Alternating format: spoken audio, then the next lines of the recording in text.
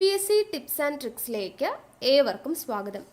പൗരത്വം. ഇപ്പോൾ പൗരത്വത്തെക്കുറിച്ച് പ്രതിപാദിക്കുന്ന നമ്മുടെ ഇന്ത്യൻ ഭരണഘടനയിലെ ഭാഗം ഏതാണ്? എപ്പോഴും ചോദിക്കുന്ന ഒരു ക്വസ്റ്റ്യൻ ആണ്. പൗരത്വത്തെക്കുറിച്ച് പ്രതിപാദിക്കുന്ന ഭാഗം ചോദിച്ചു കഴിഞ്ഞാൽ എത്രയാണ്?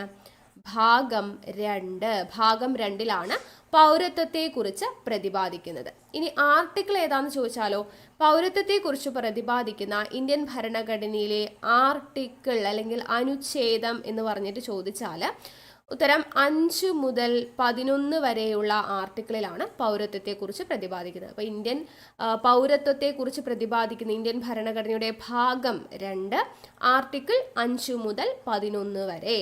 ഇനി നമ്മുടെ ഇന്ത്യയിൽ നിൽക്കുന്ന പൗരത്വ രീതി ഏത് രീതിയിലുള്ള പൗരത്വമാണ് നിലനിൽക്കുന്നത്? ഏക പൗരത്വം, സിംഗിൾ സിറ്റിസൺഷിപ്പാണ്. ഏക പൗരത്വം അഥവാ സിംഗിൾ സിറ്റിസൺഷിപ്പാണ് നമ്മുടെ ഇന്ത്യയിൽ നിലനിൽക്കുന്നത്. ഇനി ഈ പൗരത്വം എന്ന് പറയുന്ന ആശയം നമ്മൾ എവിടെ നിന്നാണ് കടമെടുത്തിട്ടുള്ളത്?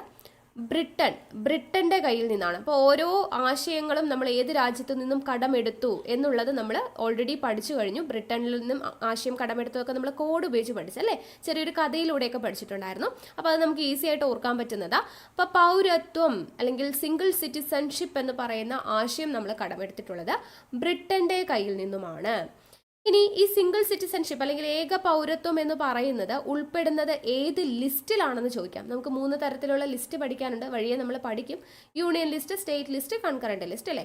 അതിൽ ഏതിലാണ് ഈ പൗരത്വം ഉൾപ്പെടുന്നത്? അതും ഒരു ചോദ്യമാണ്. ഏത് ലിസ്റ്റിലാണ് ഉൾപ്പെടുന്നത്? യൂണിയൻ ലിസ്റ്റിലാണ് കേട്ടോ.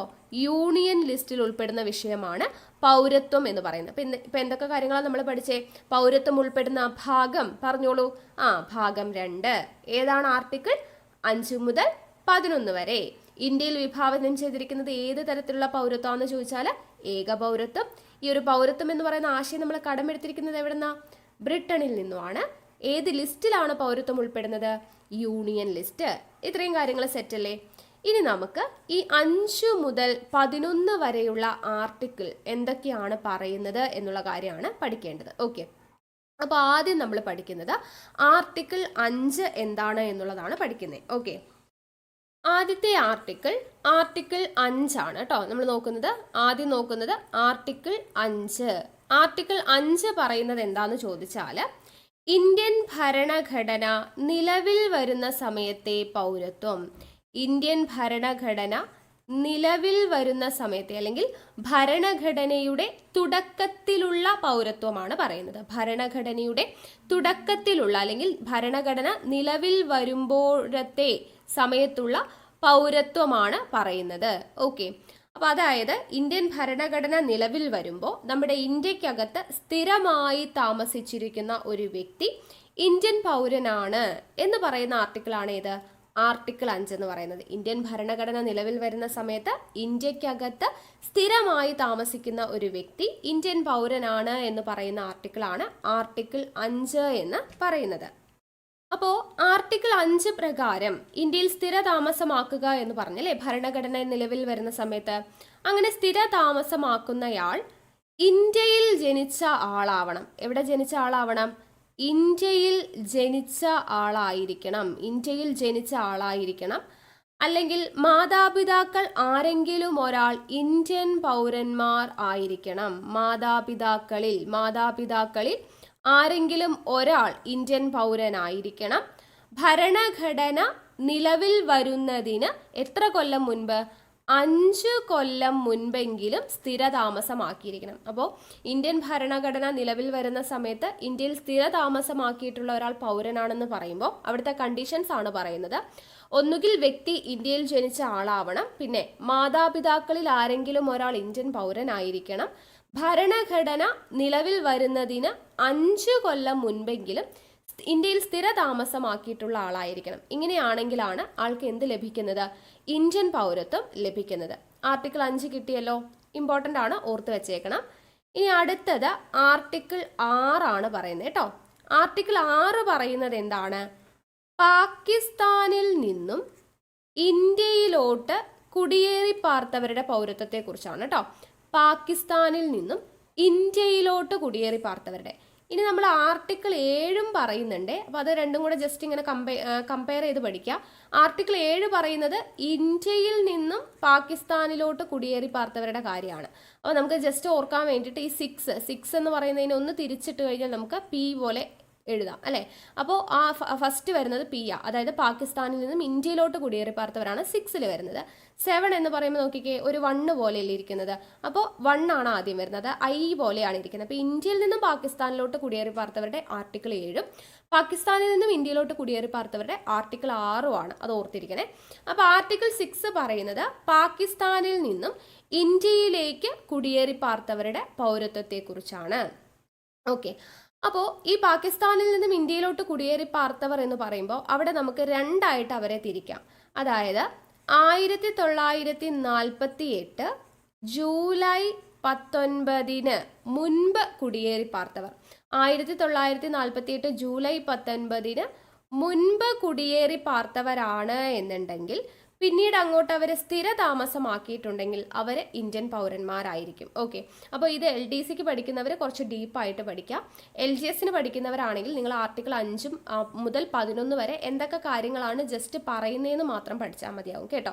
അതായത് ആർട്ടിക്കിൾ 5 എന്ന് പറഞ്ഞാൽ ഭരണഘടനയുടെ തുടക്കത്തിലുള്ള പൗരത്വമാണ്. ആർട്ടിക്കിൾ 6 എന്ന് പറഞ്ഞാൽ പാകിസ്ഥാനിൽ നിന്നും ഇന്ത്യയിലോട്ട് കുടിയേറി പാർത്തവരുടെ പൗരത്വമാണ്. 7 എന്ന് പറഞ്ഞാൽ ഇന്ത്യയിൽ നിന്നും പാകിസ്ഥാനിലോട്ട് കുടിയേറി പാർത്തവരുടെ പൗരത്വമാണ്. അത്രയും പഠിച്ചാൽ മതിയാകും. LDCക്ക് പ്രിപ്പയർ ചെയ്യുന്നവർ കുറച്ച് ഡീപ്പായിട്ട് പഠിക്കണം. അപ്പോൾ ആർട്ടിക്കിൾ 6 പറയുന്നത് എന്താണ്? 1948 ജൂലൈ 19 മുൻപ് ഇന്ത്യയിലോട്ട് കുടിയേറി പാർത്തവരാണ്. പിന്നീട് അങ്ങോട്ട് അവർ സ്ഥിര താമസമാക്കിയിട്ടുണ്ടെങ്കിൽ അവർ ഇന്ത്യൻ പൗരനാണെന്ന് പറയുന്നു. ഓക്കെ, ഇതാണ് ഒന്നാമത്തെ കണ്ടീഷൻ. ഇനി ഇവര് കുടിയേറി പാർത്തത് 1948 ജൂലൈ 19 ശേഷമാണെന്നിരിക്കട്ടെ. 1948 ജൂലൈ 19 ശേഷം വന്നവരാണെങ്കിൽ അവരെന്ത് ചെയ്യണം? ഇന്ത്യ ഗവൺമെന്റ് ചുമതലപ്പെടുത്തിയിട്ടുള്ള ഈ പൗരത്വ സംബന്ധമായ ചുമതലയുള്ള ഒരു ഉദ്യോഗസ്ഥൻ ഉണ്ടായിരിക്കുമല്ലോ, ആ ഉദ്യോഗസ്ഥന് മുൻപിൽ രജിസ്റ്റർ ചെയ്തിട്ട് അദ്ദേഹത്തിൻ്റെ മുൻപിൽ അദ്ദേഹത്തിൻ്റെ അനുവാദത്തോടുകൂടി ഇന്ത്യയിൽ ഏറ്റവും കുറഞ്ഞത് നമ്മൾ എപ്പോഴാണോ പൗരത്വത്തിന് അപേക്ഷിക്കുന്നത് അന്ന് മുതൽ 6 മാസം സ്ഥിര താമസമാക്കിയവരായിരിക്കണം. 1948 ജൂലൈ 19 മുൻപ് കുടിയേറി പാർത്തവരാണെങ്കിൽ, ഇന്ത്യയിലേക്ക് കുടിയേറി പാർത്തവരാണെങ്കിൽ അവരവിടെ സ്ഥിരമായിട്ട് താമസിക്കാൻ തുടങ്ങിയാൽ അവർക്ക് പൗരത്വം കിട്ടും. എന്നാൽ 1948 ജൂലൈ 19 ശേഷം കുടിയേറി പാർത്തവരാണെങ്കിൽ അവർ ഇന്ത്യ ഗവൺമെന്റിന് കീഴിൽ അല്ലെങ്കിൽ ഇന്ത്യ ഗവൺമെന്റ് ചുമതലപ്പെടുത്തിയിട്ടുള്ള ഒരു ഉദ്യോഗസ്ഥന്റെ മുൻപിൽ രജിസ്റ്റർ ചെയ്ത് അപേക്ഷ സമർപ്പിച്ച അന്ന് മുതൽ 6 മാസക്കാലം ഇന്ത്യയിൽ സ്ഥിര താമസമാക്കിയവരാണെങ്കിലാണ് അവർക്ക് പൗരത്വം ലഭിക്കുക. ഓക്കെ, ഇതാണ് ആർട്ടിക്കിൾ 6 പറയുന്നത്. ഇനി ആർട്ടിക്കിൾ 7 നമ്മൾ പറഞ്ഞു എന്താണ്? ഇന്ത്യയിൽ നിന്നും പാകിസ്ഥാനിലോട്ട് കുടിയേറി പാർത്തവരാണ് ആർട്ടിക്കിൾ 7 പറയുന്നത് അല്ലെ. ആർട്ടിക്കിൾ 7 എന്താ പറയുന്നത്? ഇന്ത്യയിൽ നിന്നും പാകിസ്ഥാനിലോട്ട് കുടിയേറി പാർത്തവർ. അവിടെയും നമുക്ക് ഡിവിഷൻ ഉണ്ട്. ഒന്നാമത്തെ കേസ് പറയുന്നത് 1947 മാർച്ച് 1 ശേഷം 1947 മാർച്ച് 1 ശേഷം പാകിസ്ഥാനിലോട്ട് മൈഗ്രേറ്റ് ചെയ്ത് പോയവരാരും ഇന്ത്യൻ പൗരനായിരിക്കില്ല എന്നാണ് പറയുന്നത്. 1947 മാർച്ച് 1 ശേഷം പാകിസ്ഥാനിലോട്ട് കുടിയേറി പാർത്തവരാരും തന്നെ ഇന്ത്യൻ പൗരന്മാരായിരിക്കില്ല എന്ന് പറയുന്നുണ്ട്. രണ്ടാമത്തെ കണ്ടീഷൻ, ഇവര് പാകിസ്ഥാനിലേക്ക് പോയി 1947 മാർച്ച് 1 ശേഷം പാകിസ്ഥാനിലോട്ട് പോയിട്ടുണ്ട്, എന്നിട്ട് തിരിച്ചു വന്നു. ഓക്കെ, തിരിച്ചു വരുന്നത് എപ്പോഴാ? 1948 ജൂലൈ 19 മുൻപ് ഇവരെന്ത് ചെയ്തു? തിരിച്ചു വന്നിട്ടുണ്ട് എന്നുണ്ടെങ്കിൽ എങ്ങനെ? പെർമിറ്റോട് കൂടിയിട്ട് കേട്ടോ, അനുവാദത്തോടു കൂടി, പെർമിറ്റോട് കൂടിയിട്ട്, പെർമിറ്റ് വ്യവസ്ഥ പ്രകാരം ഇവർ തിരിച്ചു വന്നിട്ടുണ്ടെങ്കിൽ ഇവർക്ക് പൗരത്വം ലഭിക്കുമെന്നാണ് പറയുന്നത്. 1947 മാർച്ച് 1 ശേഷം കുടിയേറി പാർത്തവരാണെങ്കിൽ, പാകിസ്ഥാനിലോട്ട് പോയവരാണെങ്കിൽ അവർക്ക് പൗരത്വം ഇല്ല. പക്ഷെ അവർ പോയിട്ട് 1948 ജൂലൈ 19 മുൻപ് പെർമിറ്റോട് കൂടി തിരിച്ചു വന്നിട്ടുണ്ടെന്നുണ്ടെങ്കിൽ ഇവർക്ക് എന്ത് ലഭിക്കും? പൗരത്വം ലഭിക്കും എന്നതാണ് പറയുന്നത്, രണ്ടാമത്തെ കണ്ടീഷൻ. ഇനി ഇവർ തിരിച്ചു വരുന്നത് 1948 ജൂലൈ 19 ശേഷമാണെങ്കിലോ 19 മുൻപാണെങ്കിൽ പൗരത്വം ലഭിക്കുന്നു പറഞ്ഞു. ഇനി ഇവർ 1948 ജൂലൈ 19 ശേഷമാണ് തിരിച്ചു വരുന്നത് എന്നുണ്ടെങ്കിൽ നമ്മൾ ഇവിടെ പറഞ്ഞില്ലേ, ആർട്ടിക്കിൾ 6 പറഞ്ഞതുപോലെ ഇന്ത്യ ഗവൺമെന്റ് ചുമതലപ്പെടുത്തിയിട്ടുള്ള ഒരു ഉദ്യോഗസ്ഥന്റെ മുൻപിൽ രജിസ്റ്റർ ചെയ്ത് അപേക്ഷ സമർപ്പിച്ച് ആ ഡേറ്റ് മുതൽ 6 മാസക്കാലം സ്ഥിര താമസമാക്കിയിട്ടുണ്ടെങ്കിലേ അവർക്ക് എന്ത് ലഭിക്കത്തുള്ളൂ? പൗരത്വം ലഭിക്കത്തുള്ളൂ. ഓക്കെ, ക്ലിയർ ആണല്ലോ? അതൊന്ന് മനസ്സിലാക്കി വെക്കണം കേട്ടോ. ഓക്കെ, അപ്പോൾ ആർട്ടിക്കിൾ 6 പറഞ്ഞു, നമ്മൾ 7 പറഞ്ഞു. ഇനി അടുത്തത് ആർട്ടിക്കിൾ 8 ആണ് കേട്ടോ. ആർട്ടിക്കിൾ 8. അപ്പോൾ ആർട്ടിക്കിൾ 8 പറയുന്നത് എന്താന്ന് ചോദിച്ചാൽ, ഇന്ത്യക്ക് പുറത്ത് താമസമാക്കിയിട്ടുള്ള ഇന്ത്യൻ വംശജരുടെ പൗരത്വത്തെക്കുറിച്ചാണ്. ഇന്ത്യക്ക് പുറത്ത് താമസമാക്കിയിട്ടുള്ള ഇന്ത്യൻ വംശജരുടെ പൗരത്വത്തെക്കുറിച്ചാണ് പ്രതിപാദിക്കുന്നത് ആർട്ടിക്കിൾ 8 കേട്ടോ. അപ്പോൾ അതിൽ കണ്ടീഷൻ പറയുന്നുണ്ട്, ഈ ഇന്ത്യക്ക് പുറത്ത് ജനിച്ച ഇന്ത്യൻ വംശജരുടെ പൗരത്വം എന്ന് പറയുമ്പോൾ ഒന്നുകിൽ ആൾ എന്ത് ചെയ്യണം? ഇന്ത്യയിൽ ജനിച്ച ആളായിരിക്കണം, ഇന്ത്യയിൽ ജനിച്ചിട്ടുള്ള ആളായിരിക്കണം, അല്ലെങ്കിൽ മാതാപിതാക്കൾ ഇന്ത്യക്കാരായിരിക്കണം, അതുമല്ലെങ്കിൽ അവരുടെ ഗ്രാൻഡ് പാരൻസ് എന്ത് ചെയ്യണം? അവര് ഇന്ത്യക്കാരായിരിക്കണം. ഇങ്ങനെ കണ്ടീഷൻ പറയുന്നുണ്ട്. ഇന്ത്യക്ക് പുറത്ത് താമസമാക്കിയിട്ടുള്ള ഇന്ത്യൻ വംശജർക്ക് പൗരത്വം ലഭിക്കണമെന്നുണ്ടെങ്കിൽ ഒന്നുകിൽ ആൾ ഇന്ത്യയിൽ ജനിക്കണം, അല്ലെങ്കിൽ അവരുടെ മാതാപിതാക്കൾ ഇന്ത്യക്കാരായിരിക്കണം, അല്ലെങ്കിൽ അവരുടെ ഗ്രാൻഡ് പാരൻസ് ഇന്ത്യക്കാരായിരിക്കണം. മാത്രമല്ല ഒരു കണ്ടീഷനും കൂടിയുണ്ട്, അവരെവിടെയാണോ താമസിക്കുന്നത് ആ രാജ്യത്ത് എന്ത് ചെയ്യണം? അവരുടെ ഇന്ത്യൻ പൗരനാണ് എന്ന് രേഖപ്പെടുത്തിയിരിക്കണം. അവർ താമസിക്കുന്ന രാജ്യത്ത് ഇന്ത്യൻ പൗരനാണ് എന്നുള്ളത് രേഖപ്പെടുത്തിയിരിക്കണം എന്നുള്ളതും കൂടെ ഓർത്തിരിക്കുക. ഇതാണ് ആർട്ടിക്കിൾ 8 പറയുന്നത്, ഇന്ത്യക്ക് പുറത്ത് താമസമാക്കിയ ഇന്ത്യൻ വംശജരുടെ പൗരത്വത്തെക്കുറിച്ചാണ് ആർട്ടിക്കിൾ 8 പറയുന്നത് കേട്ടോ. ഇനി അടുത്തത് ആർട്ടിക്കിൾ 9. ആർട്ടിക്കിൾ 9 പറയുന്നത് എന്താന്ന് നമുക്ക് നോക്കാം. ആർട്ടിക്കിൾ 9 പറയുന്നത് എന്താന്ന് വെച്ചാൽ, ഇന്ത്യൻ വംശജനായ ഒരാൾ വേറൊരു രാജ്യത്തിന്റെ പൗരത്വം സ്വന്തം ഇഷ്ടപ്രകാരം സ്വേച്ഛയാൽ, ഇന്ത്യൻ വംശജനായിട്ടുള്ള ഒരാള് മറ്റൊരു രാജ്യത്തിന്റെ ഒരു വിദേശ രാജ്യത്തിന്റെ പൗരത്വം എന്ത് ചെയ്യാണ്? സ്വേച്ഛയാ എന്ന് പറഞ്ഞാൽ എന്താണ്? സ്വന്തം ഇഷ്ടപ്രകാരം സ്വമേധയാ അയാൾ സ്വീകരിച്ചു കഴിഞ്ഞാൽ അയാളുടെ ഇന്ത്യൻ പൗരത്വം നഷ്ടപ്പെടും. മനസ്സിലായോ? ഇന്ത്യൻ വംശജനായിട്ടുള്ള ഒരാൾ മറ്റൊരു രാജ്യത്തിന്റെ പൗരത്വം എനിക്ക് വേണം എന്ന് പറഞ്ഞ് സ്വന്തം ഇഷ്ടപ്രകാരം സ്വീകരിച്ചു കഴിഞ്ഞാൽ അയാളുടെ ഇന്ത്യൻ പൗരത്വം നഷ്ടമാവും, അയാൾ ഇന്ത്യൻ പൗരനായിരിക്കില്ല എന്ന് പറയുന്നതാണ് ആർട്ടിക്കിൾ 9. ഇനി ആർട്ടിക്കിൾ 10 പറയുന്നത് എന്താ? ആർട്ടിക്കിൾ 10 പറയുന്നത്, ഈ പറയുന്ന പൗരത്വ വ്യവസ്ഥകൾ എന്തൊക്കെ തന്നെയാണെങ്കിലും പൗരത്വം റദ്ദ് ചെയ്യുന്നതിനുള്ള അധികാരം ആർക്കുണ്ട്? കേന്ദ്ര ഗവൺമെന്റിനുണ്ട്. ഈ പറയുന്ന പൗരത്വം റദ്ദ് ചെയ്യുന്നതിനുള്ള അധികാരം ആർക്കുണ്ട്?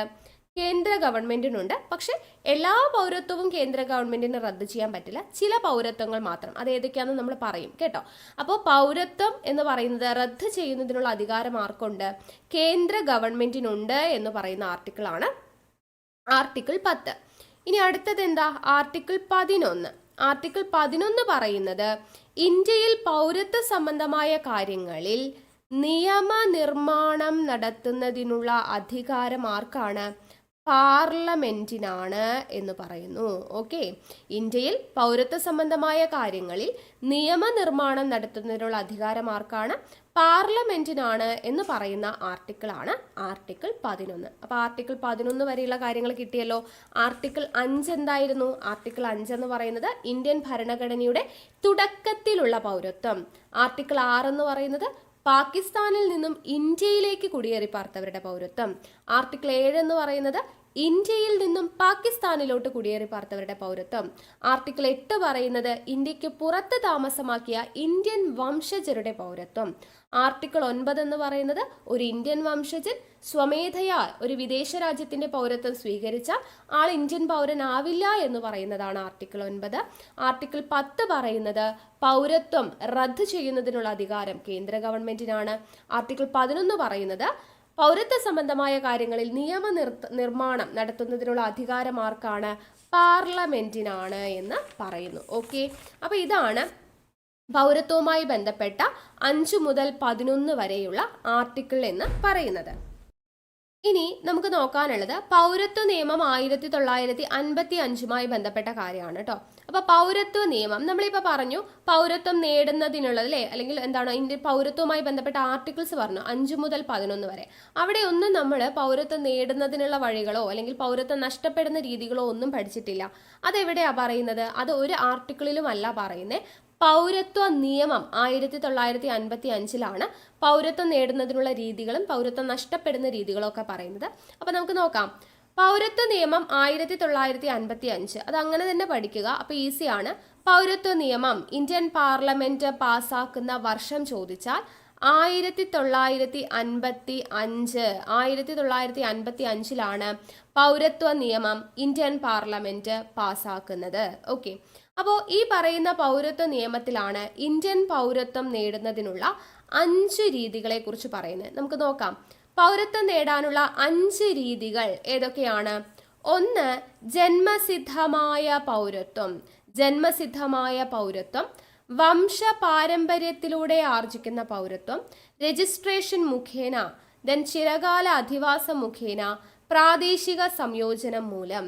ഇങ്ങനെ 5 രീതിയിലാണ് പൗരത്വം നേടാൻ കഴിയുക. അപ്പൊ പൗരത്വം നേടാനുള്ള 5 രീതികളെ കുറിച്ച് പ്രതിപാദിക്കുന്ന സെക്ഷൻ ചോദിച്ചു കഴിഞ്ഞാൽ സെക്ഷൻ 3 മുതൽ 7 വരെ, പൗരത്വ നിയമത്തിൽ സെക്ഷൻ 3 മുതൽ 7 വരെയുള്ള ഭാഗത്തിലാണ് പൗരത്വം നേടുന്നതിനുള്ള 5 രീതികളെ കുറിച്ച് പറയുന്നത്. ജന്മസിദ്ധമായ പൗരത്വം എന്ന് പറയുന്നത് സെക്ഷൻ 3 പ്രതിപാദിക്കുന്നത്. ജന്മസിദ്ധമായ പൗരത്വം സെക്ഷൻ 3. ദെൻ വംശപാരമ്പര്യത്തിലൂടെ ആർജിക്കുന്ന പൗരത്വം എന്ന് പറയുന്നത് സെക്ഷൻ 4 പ്രതിപാദിക്കുന്നു. രജിസ്ട്രേഷൻ മുഖേനയുള്ള പൗരത്വം എന്ന് പറയുന്നത് സെക്ഷൻ 5 പ്രതിപാദിക്കുന്നു. ചിരകാല അധിവാസം മുഖേന എന്ന് പറയുന്നത് സെക്ഷൻ 6 പ്രതിപാദിക്കുന്നു.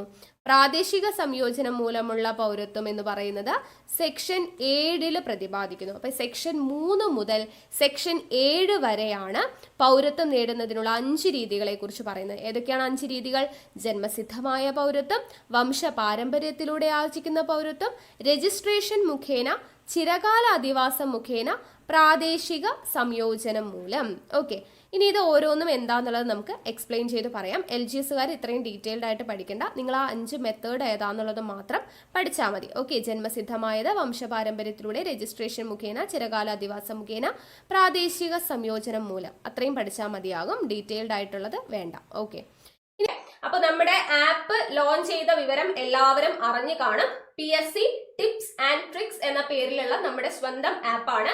പ്ലേ സ്റ്റോറിൽ പോയി കഴിഞ്ഞാൽ നിങ്ങൾക്ക് സെർച്ച് ചെയ്ത് കഴിഞ്ഞാൽ ഡൗൺലോഡ് ചെയ്യാൻ പറ്റും. അപ്പൊ നമ്മൾ ഇപ്പോ ലോഞ്ച് ചെയ്തിരിക്കുന്ന പുസ്തകം എന്ന് പറയുന്നത് ബുക്ക് എന്ന് പറയുന്നത് PSCയുടെ ഹോട്ട് ടോപ്പിക്സിന്റെ ബുക്ക് ആണ്. നമ്മളിപ്പോ ക്വസ്റ്റ്യൻ പേപ്പേഴ്സ് ഒക്കെ ഡിസ്കസ് ചെയ്ത് PSC റിപ്പീറ്റഡ്ലി ചോദിക്കുന്ന ടോപ്പിക്സ് കണ്ടെത്തുന്നതാണ് ഹോട്ട് ടോപ്പിക്സ് അല്ലെ. അപ്പൊ അങ്ങനെയുള്ള 136ഓളം ഹോട്ട് ടോപ്പിക്സ് അടങ്ങുന്ന ബുക്കാണ് നമ്മുടെ ആപ്പിൽ ലോഞ്ച് ചെയ്തിട്ടുള്ളത്. അപ്പോൾ ഇത് വെറും 199 രൂപയ്ക്കാണ്. കുറെ പേര് ഡൗട്ട് ചോദിക്കുന്നുണ്ട് കേട്ടോ, കുറെ എൻക്വയറീസ് വരുന്നുണ്ട്. അപ്പൊ അവർക്ക് വേണ്ടിയിട്ടാണ് നമ്മൾ പറയുന്നത്.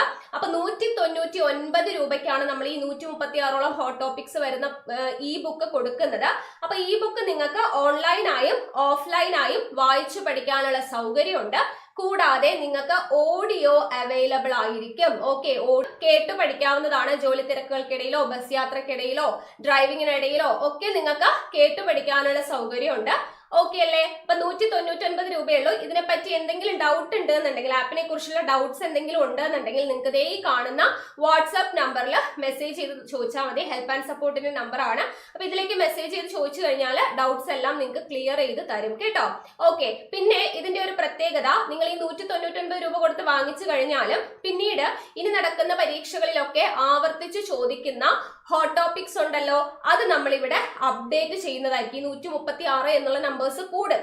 ഓക്കെ, ഹോട്ട് ടോപ്പിക്സ് ഇനി വീണ്ടും റിപ്പീറ്റഡ്ലി ചോദിക്കുന്ന ടോപ്പിക്സ് പുതിയതായിട്ട് ആഡ് ചെയ്യണം എന്നുണ്ടെങ്കിൽ ഇതിന്റെ കൂടെ ആഡ് ഓൺ ആവും. നിങ്ങൾക്ക് അതിൽ ഉടനെ തന്നെ അപ്ഡേറ്റ് ചെയ്യുന്നതായിരിക്കും. ഓക്കെ അല്ലേ? പിന്നെ കുറെ പേര് iOS അവൈലബിൾ ആണോ എന്ന് ചോദിക്കുന്നുണ്ട്. ഇപ്പൊ നിലവിൽ ആൻഡ്രോയിഡിൽ മാത്രമേ ഉള്ളൂ. iOS എന്നുള്ളത് നിലവിൽ വർക്കിങ്ങിലാണ് കേട്ടോ. അപ്പൊ അത് ഉടനെ തന്നെ അപ്ഡേറ്റ് ആവും, അത് നിങ്ങളെ അറിയിക്കാം. പിന്നെ നമ്മുടെ ആപ്പില് എല്ലാ സൺഡേ, ഓക്കെ, എല്ലാ ഞായറാഴ്ചയും വൈകുന്നേരം 5 മണിക്ക് നമ്മുടെ യൂട്യൂബിലൂടെ നമ്മൾ പ്രൊവൈഡ് ചെയ്യുന്ന ഹോട്ട് ടോപ്പിക്സിന്റെ ക്ലാസ്സിൽ നിന്നുള്ള ടെസ്റ്റ് നിങ്ങൾക്ക് ഫ്രീ ആയിട്ട് അറ്റൻഡ് ചെയ്യാനുള്ള സൗകര്യം ഉണ്ട്. അപ്പൊ അത് നിങ്ങൾക്ക് ആപ്പ് ഇൻസ്റ്റാൾ ചെയ്ത് കഴിഞ്ഞാൽ ഫ്രീ ടെസ്റ്റ് അറ്റൻഡ് ചെയ്യാൻ പറ്റും. എല്ലാ സൺഡേസും നമ്മൾ അപ്ലോഡ് ചെയ്യും. പിന്നെ എന്ന് വേണമെങ്കിലും നിങ്ങൾക്ക് വീക്ക് 1 വീക്ക് 2 എന്ന് പറഞ്ഞിട്ട് അവിടെ ടെസ്റ്റ് കിടപ്പുണ്ടാവും. അത് നിങ്ങൾക്ക് ചെയ്ത് നോക്കാവുന്നതാണ് കേട്ടോ. ഒരു പരീക്ഷ പോലെ ക്വിസിൽ തെറ്റിയ സാധനങ്ങൾ ശരിയായിട്ടുണ്ടോ അല്ലെങ്കിൽ തെറ്റിയത് ഏതാണെന്നുള്ളത് അറിയാനുള്ളതും നമ്മൾ വർക്കിങ്ങിലാണ്. അതും ഉടനെ തന്നെ അപ്ഡേറ്റ് ആകും. അപ്പൊ നിങ്ങൾക്ക് നിങ്ങൾ തെറ്റിച്ച ചോദ്യം ഏതാണ്, അതിന്റെ ശരിയുത്തരം എന്താണെന്നുള്ളതും കൂടെ അറിയാനുള്ള ഓപ്ഷനും കൂടെ ഉടനെ തന്നെ വരുന്നതാണ്. ഓക്കെ അല്ലേ? കുറെ പേര് നമുക്ക് എൻക്വയറി ഇങ്ങനെ വന്നുകൊണ്ടിരിക്കുന്നുണ്ട്, ഡൗട്ട്സ് ചോദിക്കുന്നുണ്ട്. അപ്പൊ അവർക്ക് വേണ്ടിയിട്ടാണ് ഇതൊന്ന് പറഞ്ഞത്. വേറെ ഫോണിൽ നിന്ന് ക്യാഷ് അടയ്ക്കാൻ പറ്റും കേട്ടോ, അതർ പേയ്മെന്റ് ഓപ്ഷൻ ഉണ്ട്. അപ്പൊ അതിന്റെ കാര്യങ്ങൾ ഉണ്ടെങ്കിൽ ഈ വാട്സ്ആപ്പ് നമ്പറിൽ ഒന്ന് നിങ്ങൾ മെസ്സേജ് ചെയ്ത് ചോദിച്ചാൽ മതി. അപ്പൊ എങ്ങനെയാണ് അത് പേയ്മെന്റ് ചെയ്യേണ്ടത് എന്നുള്ളത് അവർ നിങ്ങൾക്ക് ക്ലിയർ ആയിട്ട് പറഞ്ഞു തരും. ഓക്കെ അല്ലേ? SCRT ടെക്സ്റ്റ് അടുത്തത് നമ്മുടെ ലോഞ്ച് ചെയ്യാൻ വേണ്ടി പോകുന്ന പുസ്തകം എന്ന് പറയുന്നത് ന്യൂ SCRT ആണ് കേട്ടോ. ന്യൂ SCRT കറണ്ട് അഫയേഴ്സും ആണ്. അപ്പൊ അതിൽ ന്യൂ SCRTയുടെ പുസ്തകം നമ്മൾ കമ്മിങ് സൂൺ എന്ന് ഇട്ടിട്ടുണ്ട്. ഓൺ വർക്കിങ്ങിലാണ്. അപ്പൊ എന്റെ മേൽനോട്ടത്തിൽ തന്നെയാണ് ഈ ന്യൂ SCRTയുടെ പണിയൊക്കെ നടക്കുന്നത്. കുറച്ച് വൈകിയാലും ലേറ്റാ വന്നാലും ലേറ്റസ്റ്റാ വരുവേ എന്ന് പറയുന്നത് പോലെ കുറച്ച് വൈകിയാലും നിങ്ങൾക്ക് നല്ല കണ്ടന്റ് നിങ്ങൾക്ക് തരണം എന്നുള്ളതാണ്. 5 മുതൽ 10 വരെയുള്ള ബേസിക് സയൻസും സോഷ്യൽ സയൻസും ഒരുമിച്ചുള്ള ഒരു ബുക്കായിരിക്കും. പുറത്തുനിന്ന് വാങ്ങിക്കുന്നതിനേക്കാളും ഇതേപോലെ തന്നെ റീസണബിൾ ആയിട്ടുള്ള പ്രൈസിലായിരിക്കും നമ്മൾ നൽകുന്നുണ്ടാവുക. അപ്പൊ അതുകൊണ്ട് എല്ലാവരും വെയിറ്റ് ചെയ്യുക. കുറച്ച് വൈകിയാലും നല്ല വൈകത്തില്ല കേട്ടോ, പെട്ടെന്ന് തന്നെ ഇറക്കും. അപ്പൊ എന്തായാലും ഇറങ്ങുമ്പോൾ നല്ല അടിപൊളിയായിട്ടുള്ള ഒരു ബുക്കായിരിക്കും നിങ്ങൾക്ക് എന്തായാലും കിട്ടുക കണ്ടന്റ് വൈസ് നോക്കുമ്പോൾ. ഓക്കെ, നമ്മുടെ ക്ലാസ് കാണുന്ന എല്ലാവർക്കും അറിയാം എങ്ങനെയാണ് നമ്മുടെ ക്ലാസ്സും കണ്ടന്റും എന്നുള്ളത്. അതിനനുസരിച്ചിട്ടുള്ള ഒരു ബുക്കായിരിക്കും. അപ്പൊ എല്ലാവരും വെയിറ്റ് ചെയ്ത് കാണാം. ഓക്കെ അല്ലേ? അപ്പൊ പർച്ചേസ് ചെയ്തിട്ടില്ലാത്തവരെ ഹോട്ട് ടോപ്പിക്സിന്റെ ഈ ബുക്ക് പർച്ചേസ് ചെയ്തോളൂ. 199 രൂപയ്ക്ക് തീർച്ചയായിട്ടും വർത്ത് ആയിട്ടുള്ള സാധനമാണ്. അപ്പൊ ഓൾറെഡി പർച്ചേസ് ചെയ്തിട്ടുള്ളവര് നിങ്ങളുടെ കമന്റ്സ് കേട്ടോ, നിങ്ങളുടെ അഭിപ്രായങ്ങൾ ഈ പറയുന്ന ക്ലാസിന്റെ താഴെ ഒന്ന് കമന്റ് ചെയ്യാം. അപ്പൊ പുതുതായിട്ട് വരുന്നവർക്ക് ഈ അഭിപ്രായങ്ങളൊക്കെ നോക്കി റിവ്യൂസ് ഒക്കെ, അതുപോലെ പ്ലേ സ്റ്റോറിൽ റിവ്യൂസ് ഇടുക. അപ്പൊ നിങ്ങൾക്ക് ആ റിവ്യൂസ് ഒക്കെ കണ്ടിട്ട് വാങ്ങിക്കാൻ പറ്റും കേട്ടോ. ജന്മസിദ്ധമായ പൗരത്വം. ജന്മസിദ്ധമായ പൗരത്വം എന്ന് പറയുന്നത് നമ്മൾ പറഞ്ഞു സെക്ഷൻ 3 പ്രതിപാദിക്കുന്നത് അല്ലെ. സെക്ഷൻ 3 ജന്മസിദ്ധമായ പൗരത്വത്തെ കുറിച്ച് പ്രതിപാദിക്കുന്നത്. ബൈ ബർത്ത് എന്ന് പറയും അല്ലെ. ജന്മസിദ്ധമായ പൗരത്വം അല്ലെങ്കിൽ ബൈ ബർത്ത് എന്ന് പറയുന്നു. അപ്പൊ ജന്മസിദ്ധമായ പൗരത്വം എന്ന് പറയുമ്പോൾ നമുക്ക് അവിടെ കണ്ടീഷൻസ് പറയുന്നുണ്ട്. 1950 ജനുവരി 26 അതിനു ശേഷമോ, എന്നാൽ 1987 ജൂലൈ 1 മുൻപോ ഇന്ത്യയിൽ ജനിച്ച ഏതൊരു വ്യക്തിയും, ഇതിനു മുൻപോ ഇന്ത്യയിൽ ജനിച്ചിട്ടുള്ള ഏതൊരു വ്യക്തിയും അയാളുടെ മാതാപിതാക്കൾ, അവരുടെ മാതാപിതാക്കൾ ഏതു രാജ്യക്കാരായിരുന്നാലും അവർ ഇന്ത്യൻ പൗരന്മാരാണ്. ഇതാണ് ആദ്യം പറയുന്നത്. ജന്മസിദ്ധമായ പൗരത്വം എന്ന് പറയുന്നത് ഇതാണ്. 1950 ജനുവരി 26 അതിനുശേഷമോ 1987 ജൂലൈ 1 മുൻപോ ഇന്ത്യയിൽ ജനിച്ചിട്ടുള്ള ഒരു വ്യക്തിയാണ്. അവരുടെ അച്ഛനോ അമ്മയോ ഏതോ രാജ്യക്കാരായിക്കോട്ടെ, ആൾ ഇന്ത്യയിലാണോ ഈ പറഞ്ഞ സമയത്ത് ജനിച്ചിട്ടുള്ളത്, ആള് ഇന്ത്യൻ പൗരനായിരിക്കും. 1950 ജനുവരി 26 ശേഷമോ 1987 ജൂലൈ 1 മുൻപോ ജനിക്കുന്ന ഒരു വ്യക്തി ഇന്ത്യയിലാണ് ജനിക്കുന്നത്. മാതാപിതാക്കൾ എവിടത്തുകാരാണെങ്കിലും ആൾക്ക് എന്ത് കിട്ടും? ജന്മസിദ്ധമായ ഇന്ത്യൻ പൗരത്വം ലഭിക്കുന്നതാണ്. ഓക്കെ, ഇനി അടുത്ത ഒരു കണ്ടീഷൻ പറയുന്നത്, ഇത് ഒന്നാമത്തെ കേസാണ്. ഇനി രണ്ടാമത്തെ കേസ് പറയുന്നത് 1987 ജൂലൈ 1 അതിനു ശേഷമോ ജനിച്ചയാള്, ഇന്ത്യയിൽ ജനിച്ചിട്ടുള്ള ഒരാള് അവരുടെ മാതാപിതാക്കളിൽ ആരെങ്കിലും ഒരാൾ എന്താവണം? ഇന്ത്യൻ പൗരനാണെങ്കിൽ ഇന്ത്യൻ പൗരത്വം ലഭിക്കും. 1987 ജൂലൈ 1 അല്ലെങ്കിൽ അതിനുശേഷം ജനിച്ച ആളാണെങ്കിൽ, ആൾ ഇന്ത്യയിലാണ് ജനിച്ചതെങ്കിൽ മാതാപിതാക്കളിൽ ആരെങ്കിലും ഒരാൾ കൂടെ ഇന്ത്യക്കാരനാണെങ്കിലാണ് ആൾക്ക് പൗരത്വം ലഭിക്കുകയുള്ളൂ. ഇനി മൂന്നാമത്തെ കണ്ടീഷൻ പറയുന്നത് 2004 ഡിസംബർ 3 അതിനു ശേഷമോ ഇന്ത്യയിൽ ജനിച്ചിട്ടുള്ള ഏതൊരു വ്യക്തിക്കും ഇന്ത്യൻ പൗരത്വം ലഭിക്കണമെങ്കിൽ എന്ത് ചെയ്യണം? അവരുടെ മാതാപിതാക്കൾ 2 പേരും ഇന്ത്യൻ പൗരന്മാരായിരിക്കണം. എങ്കിലാണ് ഇന്ത്യൻ പൗരത്വം ലഭിക്കത്തുള്ളൂ. ഓക്കെ, എന്താണ് പറഞ്ഞത്? ജന്മസിദ്ധമായ പൗരത്വം എന്ന് പറയുന്നതിൽ വരുന്നതാണ്. ആദ്യത്തെ കേസ് പറഞ്ഞത് 1950 ജനുവരി 26 അതിനുശേഷമോ 1987 ജൂലൈ 1 മുൻപോ ഇന്ത്യയിൽ ജനിക്കുന്ന ഏതൊരു വ്യക്തിയും അവരുടെ മാതാപിതാക്കൾ ഏത് രാജ്യക്കാരാണെങ്കിലും ഇന്ത്യൻ പൗരത്വം ലഭിക്കും.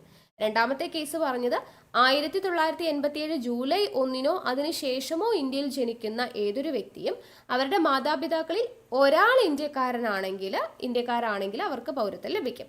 ഈ മൂന്നാമത്തെ കേസ് പറഞ്ഞത് 2004 ഡിസംബർ 3 ശേഷമോ ഇന്ത്യയിൽ ജനിച്ചിട്ടുള്ള ഒരു വ്യക്തിയുടെ മാതാപിതാക്കൾ 2 പേരും ഇന്ത്യക്കാരായിരിക്കണം. എങ്കിലാണ് ഈ ജന്മസിദ്ധമായ പൗരത്വം അവർക്ക് ലഭിക്കുകയുള്ളൂ.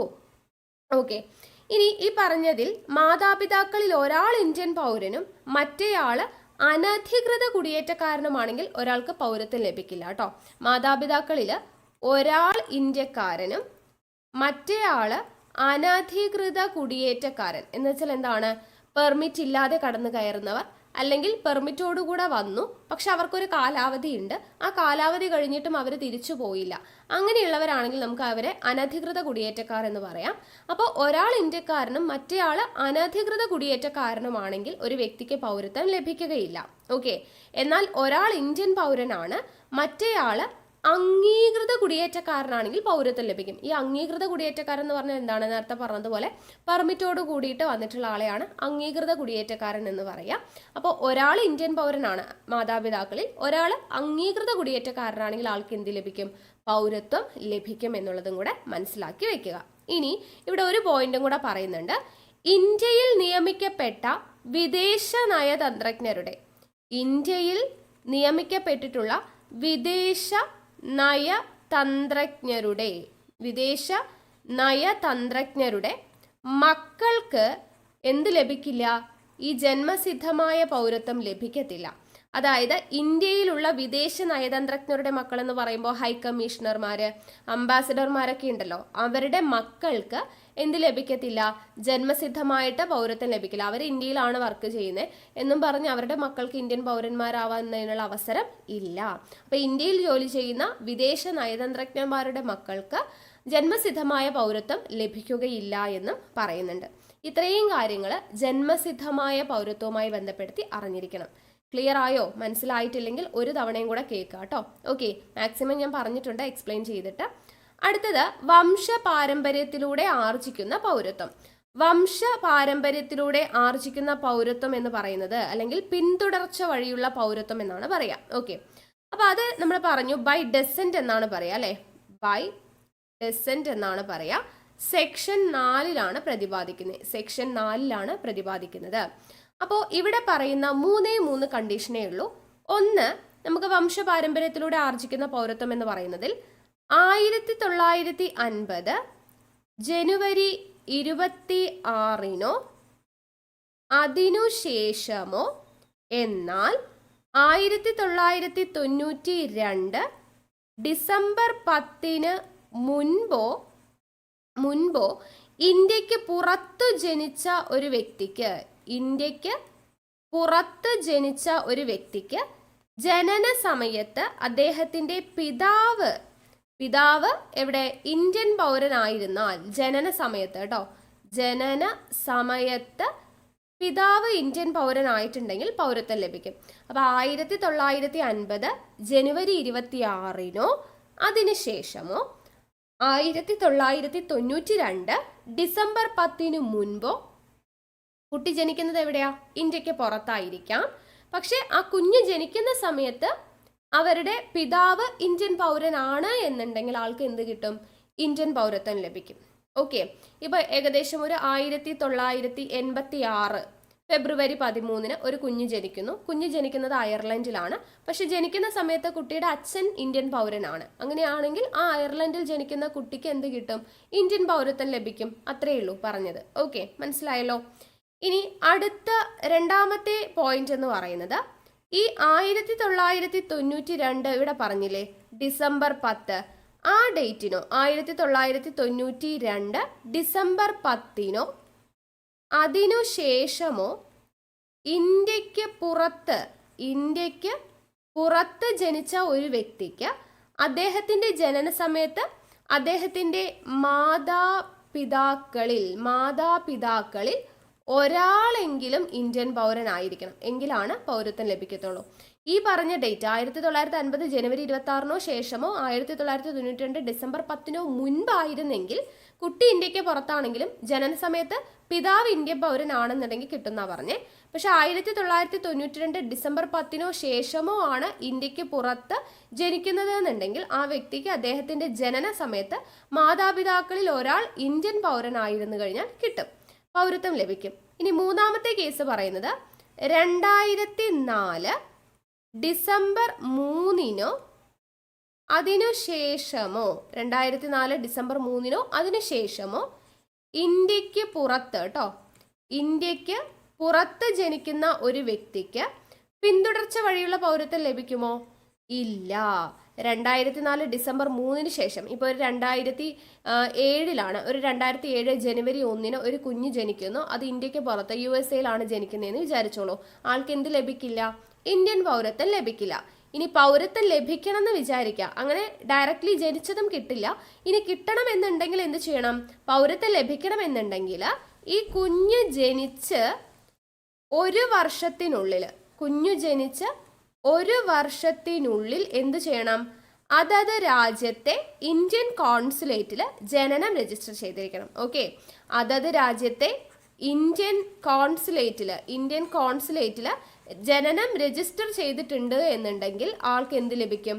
പൗരത്വം ലഭിക്കും, ഇന്ത്യൻ പൗരത്വം. ഓക്കെ, അപ്പൊ 2004 ഡിസംബർ 3 അതിനുശേഷമോ ഇന്ത്യക്ക് പുറത്ത് ജനിക്കുന്ന ഒരു കുഞ്ഞിന് ഇന്ത്യൻ പൗരത്വം ലഭിക്കില്ല, വംശ പാരമ്പര്യത്തിലൂടെ ലഭിക്കില്ല. ഇനി ലഭിക്കണമെന്നുണ്ടെങ്കിൽ കുഞ്ഞ് ജനിച്ച് ഒരു വർഷത്തിനുള്ളിൽ എന്ത് ചെയ്യണം?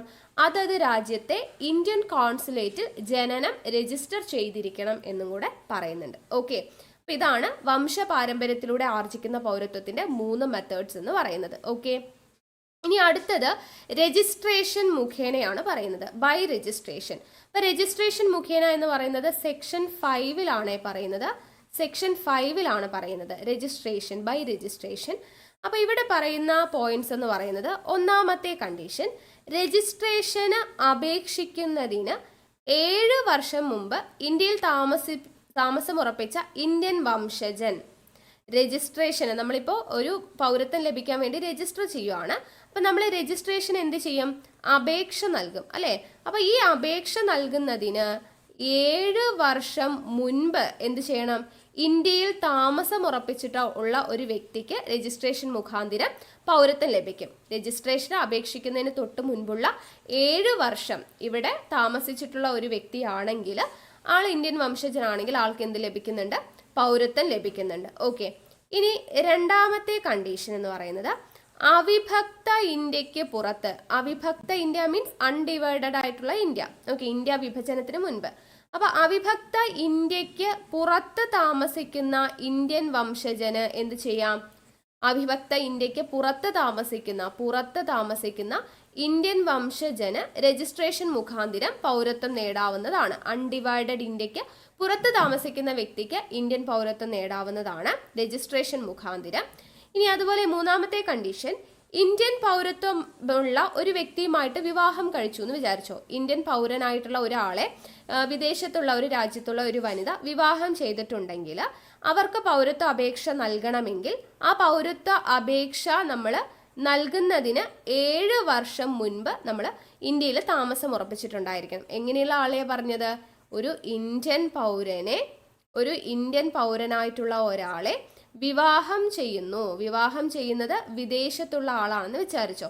അപ്പൊ ഇവരുടെ പൗരത്വത്തിന് വേണ്ടിയിട്ട് അവർ അപേക്ഷിക്കുകയാണ് എന്നുണ്ടെങ്കിൽ 7 വർഷം മുൻപ് വരെ നമ്മൾ അപേക്ഷിക്കുന്നതിന് തൊട്ട് മുൻപുള്ള 7 വർഷം മുൻപ് വരെ അവർ ഇന്ത്യയിൽ സ്ഥിരമായിട്ട് താമസിച്ചിട്ടുള്ള ആളാണെങ്കിൽ, വിവാഹം ചെയ്തു കൊണ്ടുവന്ന വിദേശിയാണെങ്കിലും അവർക്ക് എന്ത് ലഭിക്കും? ഇന്ത്യൻ പൗരത്വം ലഭിക്കും. ഇനി 4ാമത്തെ കണ്ടീഷൻ എന്ന് പറയുന്നത് എന്താണെന്ന് ചോദിച്ചാൽ, കോമൺ വെൽത്ത് അതുപോലെ ഐറിഷ് റിപ്പബ്ലിക്കിലെയും പൗരന്മാർക്ക് എന്ത് ലഭിക്കും? രജിസ്ട്രേഷൻ മുഖാന്തരം കേട്ടോ. കോമൺവെൽത്ത് രാഷ്ട്രം അതുപോലെ ഐറിഷ് റിപ്പബ്ലിക് കേട്ടോ. കോമൺവെൽത്ത് അതുപോലെ ഐറിഷ് റിപ്പബ്ലിക് അവിടുത്തെ പൗരന്മാർക്ക് എന്ത് ലഭിക്കും? രജിസ്ട്രേഷൻ മുഖാന്തരം പൗരത്വം ലഭിക്കും. വേറെ വിദേശ രാജ്യങ്ങൾക്കൊന്നും കിട്ടില്ല. കോമൺവെൽത്ത് രാഷ്ട്രങ്ങൾക്കും ഐറിഷ് റിപ്പബ്ലിക്കിനും മാത്രമാണ് എന്ത് ചെയ്യുന്നത്? രജിസ്ട്രേഷൻ മുഖാന്തരം നമുക്ക് പൗരത്വം ലഭിക്കുന്നത്.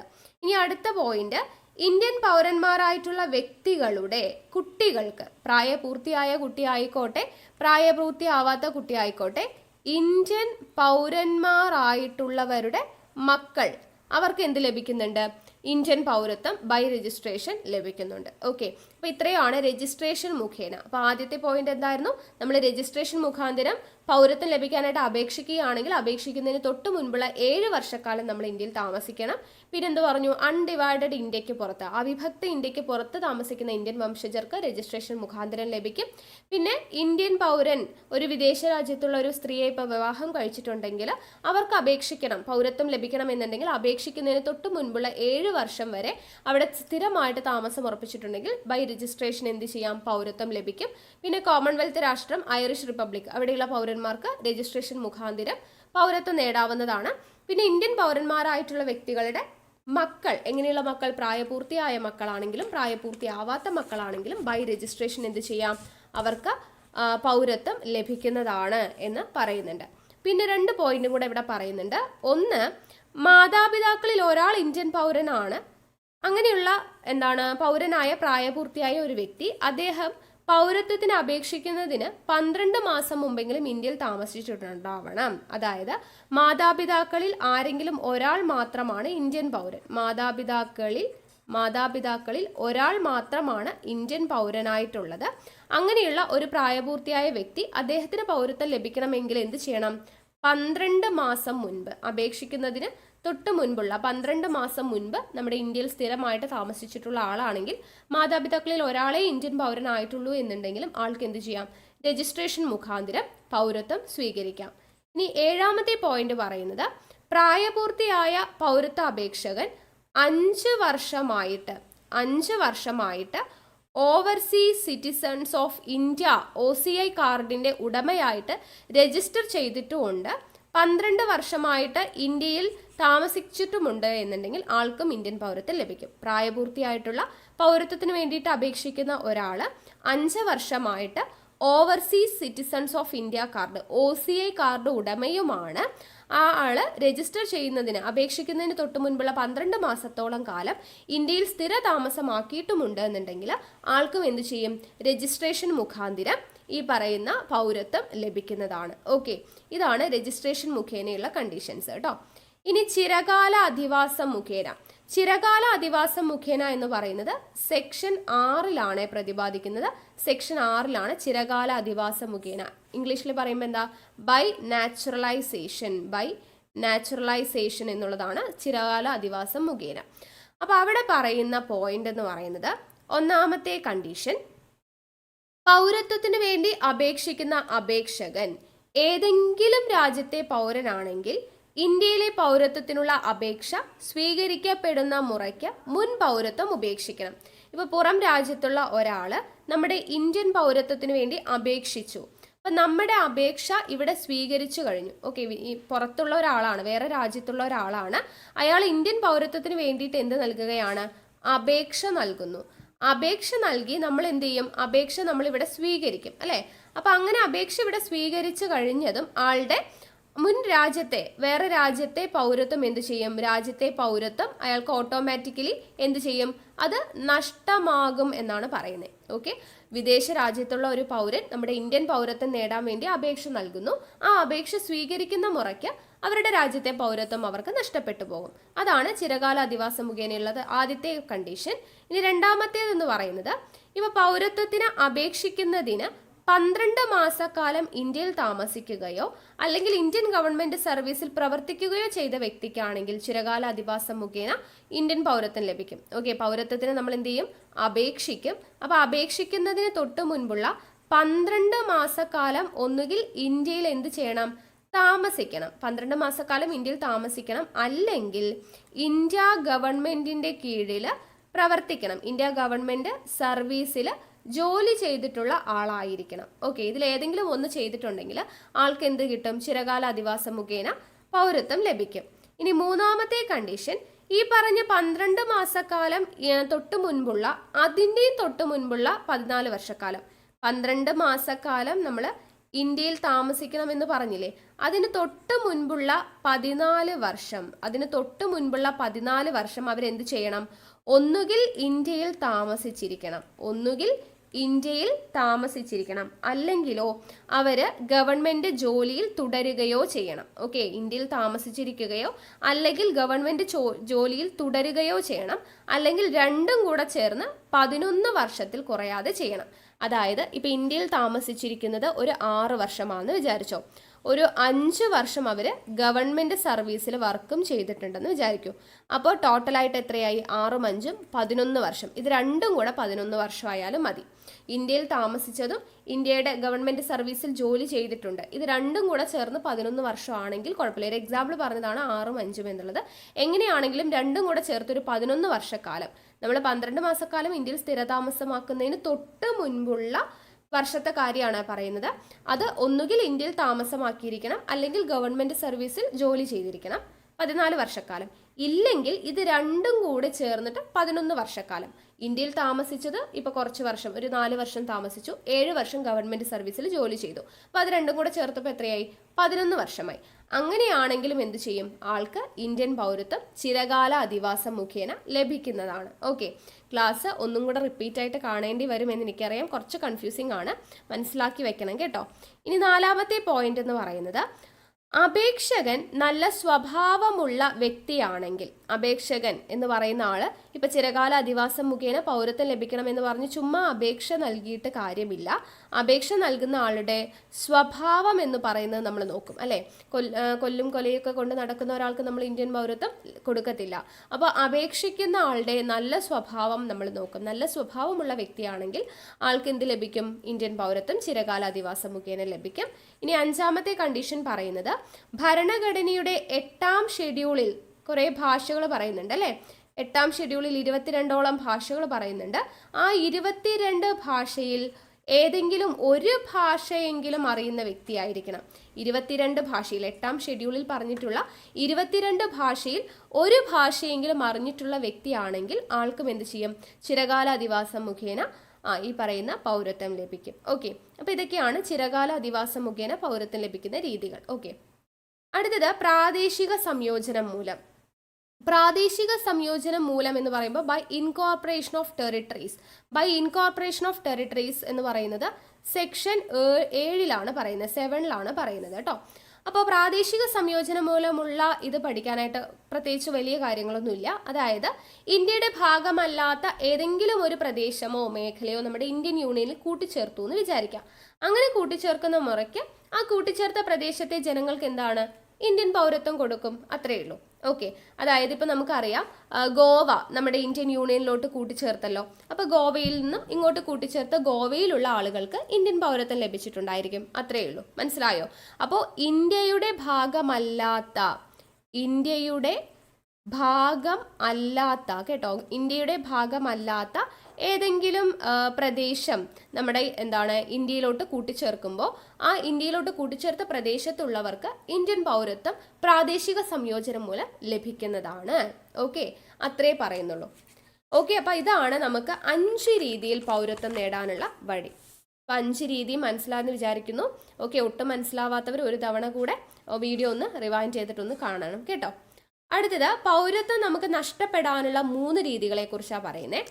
പൗരത്വം നഷ്ടപ്പെടാനുള്ള 3 രീതികൾ എന്ന് പറയുന്നത്, ഒന്ന് പരിത്യാഗം അഥവാ റിനൻസിയേഷൻ. പരിത്യാഗം അഥവാ റിനൻസിയേഷൻ എന്ന് പറയുന്നു. നിർത്തലാക്കൽ അഥവാ ടെർമിനേഷൻ. നിർത്തലാക്കൽ അഥവാ ടെർമിനേഷൻ. പൗരത്വ അപഹരണം അഥവാ ഡിപ്രിവേഷൻ. ഓക്കെ, ഇതാണ് 3 രീതിയിലുള്ള പൗരത്വം നഷ്ടപ്പെടുന്ന രീതികൾ. അപ്പോൾ ഈ പൗരത്വം നഷ്ടപ്പെടുന്ന രീതികളെ നമുക്ക് സെക്ഷൻ 8 മുതൽ 10 വരെയാണ്. പരിത്യാഗം എന്ന് പറയുന്നത് സെക്ഷൻ 8, നിർത്തലാക്കൽ എന്ന് പറയുന്നത് സെക്ഷൻ 9, പൗരത്വ അപഹരണം എന്ന് പറയുന്നത് സെക്ഷൻ 10ലാണ് പറയുന്നത്. ഓക്കെ, പരിത്യാഗം സെക്ഷൻ 8, നിർത്തലാക്കൽ സെക്ഷൻ 9, പൗരത്വ അപഹരണം സെക്ഷൻ 10. LGSകാർ ഈ പേര് മാത്രം പഠിച്ചു വെച്ചാൽ മതി. ഓക്കെ, ആവശ്യമുള്ളവർ ബാക്കിയുള്ളതും പഠിച്ചോളൂ കേട്ടോ. ഓക്കെ, അപ്പോൾ പരിത്യാഗം റിനൗൺസിയേഷൻ എന്ന് പറയുന്നത് സെക്ഷൻ 8ലാണ് പറയുന്നത്. അപ്പോൾ ഈ പരിത്യാഗം ഓരോന്നായിട്ട് നമുക്ക് നോക്കാം. പരിത്യാഗം എന്ന് വെച്ചാൽ എന്താണ്? പരിത്യാഗം റിനൗൺസിയേഷൻ എന്ന് പറഞ്ഞാൽ എന്താണ്? എനിക്ക് നിങ്ങളുടെ പൗരത്വം വേണ്ട എന്നും പറഞ്ഞ് നമ്മൾ എന്ത് ചെയ്യുന്നു? നിരസിക്കുന്നു. നമ്മൾ സ്വന്തമായിട്ട് എന്ത് ചെയ്യാണ്? എനിക്ക് പൗരത്വം വേണ്ട എന്ന് പറഞ്ഞ് നമ്മൾ നിരസിക്കുന്നു. അതിനെയാണ് പരിത്യാഗം എന്ന് പറയുന്നത്. അപ്പോൾ നമുക്ക് പൗരത്വം നഷ്ടപ്പെടാനുള്ള ഒന്നാമത്തെ മെത്തേഡ് എന്താണ്? എനിക്ക് നിങ്ങളുടെ പൗരത്വം വേണ്ട എന്ന് പറഞ്ഞ് നിരസിക്കുക. അതാണ് ഒന്നാമത്തെ മെത്തേഡ് എന്ന് പറയുന്നത്. അതാണ് പരിത്യാഗം എന്ന് പറയുന്നത്. ഇനി രണ്ടാമത്തെ മെത്തേഡാണ് നിർത്തലാക്കൽ അഥവാ ടെർമിനേഷൻ. ടെർമിനേഷൻ എന്ന് പറഞ്ഞാൽ എന്താ? ഒരാള് ഇന്ത്യൻ പൗരനായിരിക്കുമ്പോൾ തന്നെ മറ്റൊരു രാജ്യത്തിന്റെ പൗരത്വം സ്വീകരിക്കുക. ആള് ഇന്ത്യൻ പൗരനാണ്, പക്ഷെ ഇന്ത്യൻ പൗരനായിരിക്കുന്ന അതേ സമയം എന്ത് ചെയ്യുന്നു? മറ്റൊരു രാജ്യത്തെ പൗരത്വം ആൾ എന്ത് ചെയ്യുന്നു? സ്വീകരിക്കുന്നു. ഇന്ത്യൻ പൗരനായിരിക്കുന്ന അതേ സമയം തന്നെ മറ്റൊരു രാജ്യത്തെ പൗരത്വം സ്വീകരിക്കുന്നു. അങ്ങനെയാണെങ്കിൽ അദ്ദേഹത്തിന്റെ ഇന്ത്യൻ പൗരത്വം ഓട്ടോമാറ്റിക്കലി ഇല്ലാതെയാവും. ഇന്ത്യൻ പൗരനായിരിക്കുന്ന വ്യക്തി അതേ സമയം മറ്റൊരു രാജ്യത്തെ പൗരത്വം സ്വീകരിക്കുമ്പോൾ ഇന്ത്യൻ പൗരത്വം നഷ്ടപ്പെടുന്നു. അതിനെയാണ് നിർത്തലാക്കൽ അഥവാ ടെർമിനേഷൻ എന്ന് പറയുന്നത്. ഈസി അല്ലേ? മനസ്സിലായല്ലോ? ഇനി അടുത്തത് പൗരത്വ അപഹരണം. പൗരത്വ അപഹരണം എന്ന് പറഞ്ഞാൽ എന്താണ്? നമ്മൾ പറഞ്ഞു നേരത്തെ പൗരത്വം നേടാനുള്ള വഴികളിൽ ഒന്ന് രജിസ്ട്രേഷൻ മുഖാന്തിരം എന്ന് നമ്മൾ പഠിച്ചു അല്ലെ, ബൈ രജിസ്ട്രേഷൻ എന്ന് പഠിച്ചു. അതുപോലെ ബൈ നാച്ചുറലൈസേഷൻ എന്ന് നമ്മൾ പഠിച്ചു അല്ലെ, ബൈ നാച്ചുറലൈസേഷൻ ചിരകാല അധിവാസം മുഖേന, അതുപോലെ ബൈ രജിസ്ട്രേഷൻ. ഇങ്ങനെ 2 രീതിയിൽ നമ്മൾ നേടുന്ന പൗരത്വം പറഞ്ഞില്ലേ. അപ്പോൾ ഈ 2 രീതിയിൽ നേടണമെങ്കിലും അവിടെ നമ്മൾ കുറേ പേപ്പേഴ്സും കാര്യങ്ങളൊക്കെ കൊടുക്കണം അല്ലെ. രജിസ്ട്രേഷൻ മുഖാന്തരമാണെങ്കിലും നമ്മൾ കുറേ കാലം ഇവിടെ താമസിച്ചു, അതിനുള്ള രേഖകളും കാര്യങ്ങളൊക്കെ നമ്മൾ സമർപ്പിക്കണം. അപ്പോൾ അങ്ങനെ നമ്മൾ കൊടുക്കുന്ന രേഖ വ്യാജരേഖയാണെങ്കിൽ, അപ്പോൾ ഈ പൗരത്വ അപഹരണം എന്ന് പറയുന്നത് രജിസ്ട്രേഷൻ മുഖാന്തിരവും നാച്ചുറലൈസേഷൻ മുഖാന്തിരവും പൗരത്വം നേടുന്നവർക്ക് മാത്രം നഷ്ടപ്പെടാവുന്നതാണ്. കാരണം അവർ സമർപ്പിക്കുന്ന രേഖ വ്യാജരേഖയാണ് എന്നുണ്ടെങ്കിൽ അവർക്ക് പൗരത്വം റദ്ദാക്കപ്പെടും. ഓക്കെ, വ്യാജരേഖ സമർപ്പിച്ചു കഴിഞ്ഞാൽ റദ്ദാക്കപ്പെടും. രണ്ടാമത്തേത്, ഇന്ത്യൻ ഭരണഘടനയോട് ഈ രജിസ്ട്രേഷൻ മുഖാന്തിരമോ നാച്ചുറലൈസേഷൻ മുഖാന്തിരമോ പൗരത്വം നേടുന്ന വ്യക്തി ഇന്ത്യൻ ഭരണഘടനയോട് അനാദരവ് പ്രകടിപ്പിച്ചാൽ, ഇന്ത്യൻ ഭരണഘടനയെ നിന്ദിച്ചു കഴിഞ്ഞാൽ ആളുടെ പൗരത്വം നഷ്ടപ്പെടുമെന്നാണ് പറയുന്നത്. ഇനി മൂന്നാമത്തേത്, യുദ്ധകാലഘട്ടത്തിൽ നമ്മൾ രാജ്യവുമായിട്ട് എന്ത് നടക്കും? യുദ്ധം നടക്കും.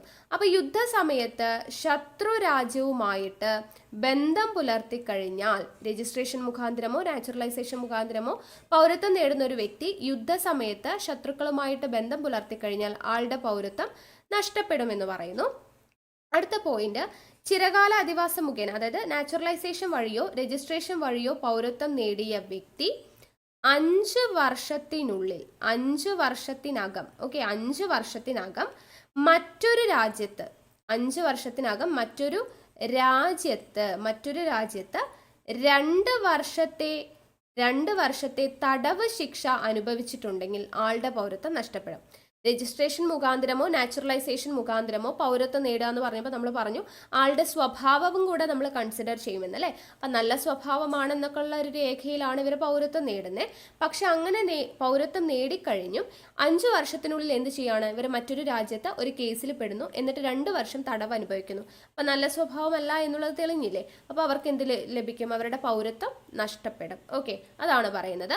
ദെൻ 5ാമത്തെ കണ്ടീഷൻ എന്ന് പറയുന്നത്, തുടർച്ചയായിട്ട് 7 വർഷക്കാലം ഇന്ത്യക്ക് പുറത്തു പോയിട്ട് താമസിച്ചിട്ടുണ്ടെങ്കിൽ, തുടർച്ചയായി 7 വർഷക്കാലം ഇന്ത്യക്ക് പുറത്ത് പോയി താമസിച്ചിട്ടുണ്ടെങ്കിൽ, എങ്ങനെയുള്ളവരാണ്? രജിസ്ട്രേഷൻ മുഖാന്തിരമോ നാച്ചുറലൈസേഷൻ മുഖാന്തിരമോ ഞങ്ങൾക്ക് ഇന്ത്യൻ പൗരത്വം വേണമെന്ന് പറഞ്ഞ് പൗരത്വം എടുത്തതാണ്, എന്നിട്ട് ഇന്ത്യക്ക് പുറത്തുള്ളൊരു സ്ഥലത്ത് പോയിട്ട് തുടർച്ചയായി 7 വർഷക്കാലം ഇന്ത്യക്ക് പുറത്ത് താമസിച്ചിട്ടുണ്ടെങ്കിൽ അവരുടെ പൗരത്വവും ഇല്ലാതെയാവും. ഇതാണ് പൗരത്വ അപഹരണം എന്ന് പറയുന്ന രീതി. കേട്ടോ, വ്യാജരേഖ സമർപ്പിച്ചു കഴിഞ്ഞാൽ പൗരത്വം നഷ്ടപ്പെടും.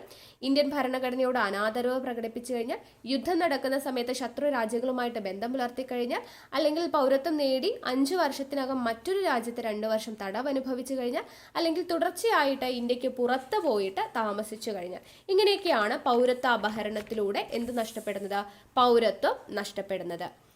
ഇനി അടുത്ത ഭാഗം എന്ന് പറയുന്നത്, അപ്പോൾ ഇത്രയും കാര്യങ്ങൾ നമ്മൾ പറഞ്ഞു. പൗരത്വം നേടുന്നതിനുള്ള 5 രീതികൾ പറഞ്ഞു. പൗരത്വം നഷ്ടപ്പെടാനുള്ള 3 രീതികൾ നമ്മൾ പറഞ്ഞിട്ടുണ്ടായിരുന്നു. പിന്നെ നമ്മൾ പറഞ്ഞു എന്താണ്? പൗരത്വം, അതുമായി ബന്ധപ്പെട്ട നിയമനിർമ്മാണം നടത്തുന്നതിനുള്ള അധികാരം പാർലമെന്റിലാണ്. ഏത് ആർട്ടിക്കിളിലാണ് പറഞ്ഞേ? ആർട്ടിക്കിൾ 11 പറഞ്ഞത് പൗരത്വ സംബന്ധമായ കാര്യങ്ങളിൽ നിയമനിർമ്മാണം നടത്തുന്നതിനുള്ള അധികാരം പാർലമെന്റിനാണ് എന്ന് നമ്മൾ പറഞ്ഞു. അത് ഓർത്തിരിക്കുക. ഇനി നമുക്ക് പൗരത്വ ഭേദഗതി നിയമവും കൂടെ ഓർത്തിരിക്കണം കേട്ടോ. പൗരത്വ ഭേദഗതി നിയമം 2019, പൗരത്വ ഭേദഗതി നിയമം 2019. അപ്പോൾ ഈ പറയുന്ന ആക്ട് എന്ന് പറയുന്നത് ആരാണ് അവതരിപ്പിക്കുന്നത്? 2019 ഡിസംബർ 9 കേന്ദ്ര ആഭ്യന്തരമന്ത്രി അമിത് ഷായാണ് ഇന്ത്യൻ പാർലമെന്റിൽ ഈ പൗരത്വ ഭേദഗതി നിയമം അവതരിപ്പിക്കുന്നത് കേട്ടോ. 2019 ഡിസംബർ 9 കേന്ദ്ര ആഭ്യന്തരമന്ത്രി അമിത് ഷായാണ് ഈ പറയുന്ന പൗരത്വ ഭേദഗതി നിയമം എന്ന് പറയുന്നത് ഇന്ത്യൻ പാർലമെന്റിൽ അവതരിപ്പിക്കുന്നത്. അതിനുശേഷം ഇത് ലോക്സഭ പാസാക്കി. ലോക്സഭ പാസാക്കുന്നത് 2019 ഡിസംബർ 10. ലോക്സഭ പാസാക്കുന്നത് 2019 ഡിസംബർ 10. രാജ്യസഭ പാസാക്കുന്നത് എപ്പോഴാണ്? 2019 ഡിസംബർ 11 രാജ്യസഭ പാസാക്കുന്നു. അത് കഴിഞ്ഞ് പ്രസിഡന്റ് ഒപ്പുവെക്കുന്നത് എപ്പോഴാ? 2019 ഡിസംബർ 12. ദെൻ അത് കഴിഞ്ഞ് ഇത് നിലവിൽ വരുന്നത് എപ്പോഴാണ് എന്ന് ചോദിച്ചു കഴിഞ്ഞാൽ 2020 ജനുവരി 10 കേട്ടോ. ഓക്കെ, അപ്പോൾ നമ്മുടെ പൗരത്വ ഭേദഗതി നിയമം ആദ്യമായിട്ട് ഇന്ത്യൻ പാർലമെന്റിൽ അവതരിപ്പിച്ചത് 2019 ഡിസംബർ 9 അമിത് ഷായാണ് അവതരിപ്പിച്ചത്. 2019 ഡിസംബർ 9 അവതരിപ്പിച്ചു. പിറ്റേ ദിവസം അത് ലോക്സഭ പാസാക്കി. അതിന്റെ പിറ്റേ ദിവസം രാജ്യസഭ പാസാക്കി. അതിന്റെ പിറ്റേ ദിവസം പ്രസിഡന്റ് ഒപ്പുവെച്ചു. നെക്സ്റ്റ് മന്ത് ജനുവരി 10 നിലവിൽ വന്നു. 2020 ജനുവരി 10 നിലവിൽ വന്നു. ഓക്കെ, 2019 ഡിസംബർ 9 പാർലമെന്റിൽ അവതരിപ്പിച്ചു. ആരാ അവതരിപ്പിച്ചേ? അമിത് ഷാ. ലോക്സഭ പാസാക്കിയത് 2019 ഡിസംബർ 10, രാജ്യസഭ പാസാക്കുന്നത് 2019 ഡിസംബർ 11, പ്രസിഡന്റ് ഒപ്പുവയ്ക്കുന്നത് 2019 ഡിസംബർ 12, നിലവിൽ വരുന്നത് 2020 ജനുവരി 10 എന്നുള്ളതുമാണ്. ഓക്കെ, അപ്പോൾ പൗരത്വ ഭേദഗതി നിയമം 2019 എന്ന് പറയുന്ന ഭാഗവും കൂടെ നമ്മൾ പറഞ്ഞിട്ടുണ്ട്. ഓക്കെ അല്ലേ? അപ്പോൾ ഇത്രയുമാണ് നമുക്ക് പൗരത്വവുമായി ബന്ധപ്പെടുത്തിയിട്ട് പഠിച്ചിരിക്കേണ്ട ഇമ്പോർട്ടൻ്റ് ആയിട്ടുള്ള ഭാഗം എന്ന് പറയുന്നത്. ഓക്കെ അല്ലേ? അപ്പോൾ പൗരത്വം എന്ന് പറയുന്ന ക്ലാസ് കംപ്ലീറ്റ് ആയിട്ടുണ്ട്. അപ്പോൾ നോട്ട്സ് തയ്യാറാക്കിയിട്ട് പഠിക്കുക. ചില ഭാഗങ്ങൾ വർഷവും ഡേറ്റൊക്കെ കുറച്ച് കൺഫ്യൂസിങ് ആണ്. ഡെയിലി റിവിഷൻ ചെയ്യുക കേട്ടോ. നല്ല രീതിയിൽ റിവിഷൻ ചെയ്തിട്ടുണ്ടെങ്കിലാണ് ഇത് മറന്നു പോകാതെ ഓർത്തിരിക്കാൻ വേണ്ടി പറ്റത്തുള്ളൂ. LGSകാർക്ക് ഇത്രയും ഡീപ്പായിട്ട് ചോദിക്കില്ല. ഞാൻ പറഞ്ഞതുപോലെ പോയിന്റുകൾ മാത്രം നിങ്ങൾ പഠിച്ചാൽ മതിയാവും. ഓക്കെ, അപ്പോൾ നോട്ട് തയ്യാറാക്കുക, റിവിഷൻ ചെയ്യുക. ക്ലാസ് ഇഷ്ടമായിട്ടുണ്ടെങ്കിൽ താഴെ ഒന്ന് കമൻറ്റ് ചെയ്യുക, അതുപോലെ തന്നെ ലൈക്ക് ചെയ്യുക, മാക്സിമം ഫ്രണ്ട്സിനൊക്കെ ഒന്ന് ഷെയർ ചെയ്ത് കൊടുക്കുക. ടെലിഗ്രാമിൽ ജോയിൻ ചെയ്യാത്തവരുണ്ടെങ്കിൽ ജോയിൻ ചെയ്യുക. ഇതിൻ്റെ നോട്ട്സ് നമ്മൾ ടെലിഗ്രാമിൽ പ്രൊവൈഡ് ചെയ്യുന്നുണ്ട് കേട്ടോ. ഓക്കെ, അപ്പോൾ നമുക്ക് വീണ്ടും അടുത്ത ക്ലാസ്സുമായിട്ട് കാണാം. താങ്ക്